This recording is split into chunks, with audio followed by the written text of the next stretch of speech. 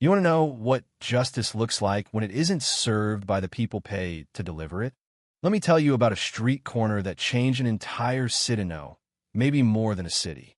Picture this: a quiet old man in a plain shirt, standing under the tired awning of a corner store, groceries in one hand, cane in the other, waiting for his son like he did every Friday. That was Ezekiel Rowe. He was a veteran, a healer back in the war, never a hero in the parades. Just the kind of man who waited quietly, believing the people he loved would always show up. Some folks walked by him every day, a nod, a half smile. Nothing special, but you know how neighborhoods are when you see the same face at the same spot. It becomes part of your landscape, like the faded tree stump outside the barber shop or the rusty street sign no one bothers to fix. But that day, as the sun slouched behind the buildings and the air hung heavy with that late summer stillness, something different was brewing. Two patrol cars rolled through, not unusual around there, especially as rush hour dragged on. But this time they didn't just cruise by. They circled back, pulled up, and parked. Inside, two white officers with the kind of tired arrogance you can almost smell, uniforms rumpled, the passenger flicking a cigarette as if he owned the block, both watching Ezekiel like he just crawled out a mug shot. The first one leans out, voice sharp. "Where you headed, old man? What are you doing just standing here?" Ezekiel doesn't flinch, doesn't smile, doesn't apologize. He says, "Come as you please, waiting for my son. He's on his way." That's it. Nothing more, nothing less. And you know what? Sometimes just standing your ground is enough to make folks with a badge start itching for a problem. It gets tense. They ask for his name, demand ID, make a show of searching him in their system, all the while their tone sliding from official to ugly, poking at him for standing where he always stood. Old guys like you think you're untouchable. But this is my street, one says. Ezekiel holds his gaze, seen this kind of thing before, in the field hospital, in the city, in every place where folks get too used to power and forget what it's for. He knows if you give an inch, they'll take a mile, so he stands. Not because he's trying to start trouble, but because the thing he's waiting for, the only thing, has always been his son. They tell him to move. They claim there's a suspect matching his description: black man, old, alone. He just lifts the corner of his mouth. That tired, "Here we go again, look," says, "Then the report is wrong. I'm not the man you're looking for." You ever see someone too old for fear, but too proud to bend? That was him. The officers grow agitated. Their words get louder, their bodies stiffer.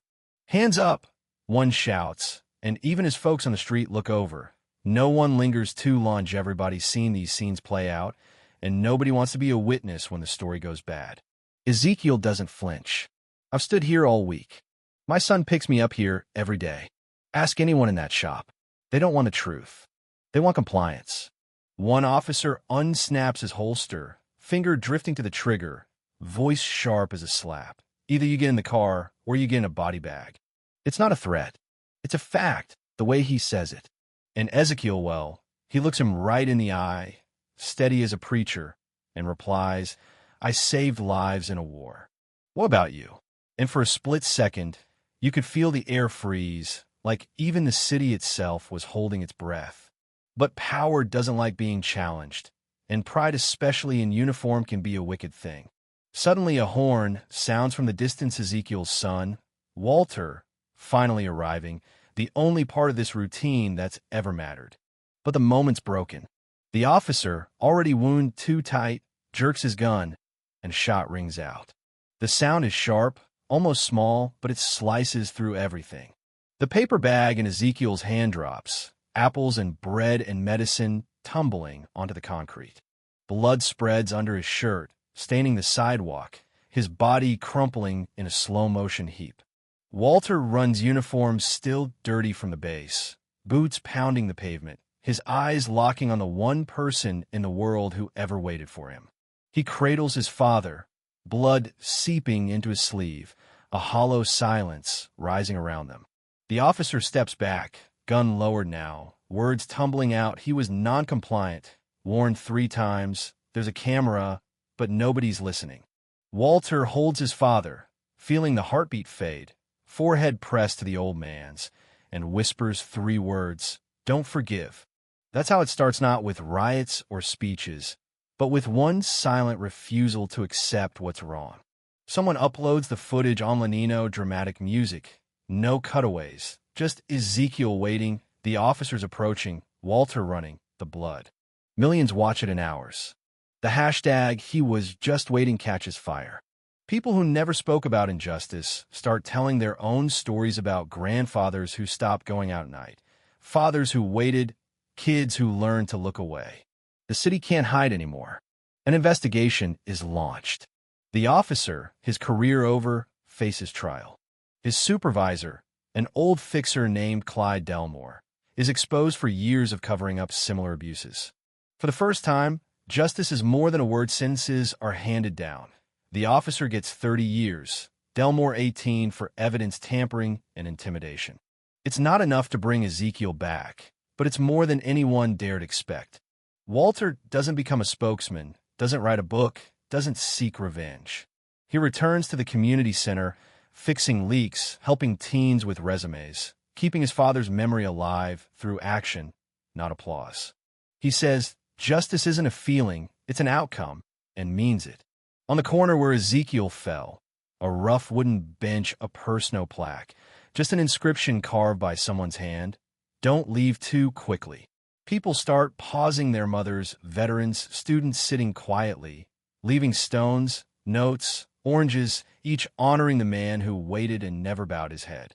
Kids at the local school learn the story not from textbooks, but from the way adults tell it in hushed voices, the way teachers talk about kindness and courage. The mural on the community center wall, painted by art students, isn't a face but a silhouette under a streetlight, hand holding a grocery bag, the other hanging as if left for someone else. And the city changes slowly, quietly. A new police captain reviews old complaints. More officers step down. Community meetings start with a moment of silence, not in anger, but in memory. Every year, on the anniversary, people pause at 5:30, the time Ezekiel always waited, and hold still for 1 minute. No speeches, no noise, just stillness. Justice, for once, feels like something living, not buried in a file. So, where does that leave you, listening to this story, maybe far away, maybe wondering what difference it makes?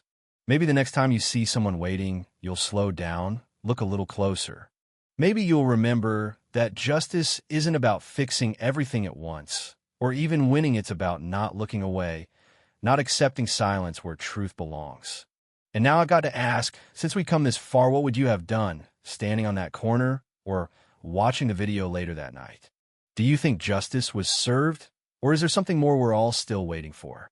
Let me know in the comments, because if this story proves anything, it's that silence can be broken, and sometimes, just sometimes, that's enough to change the world.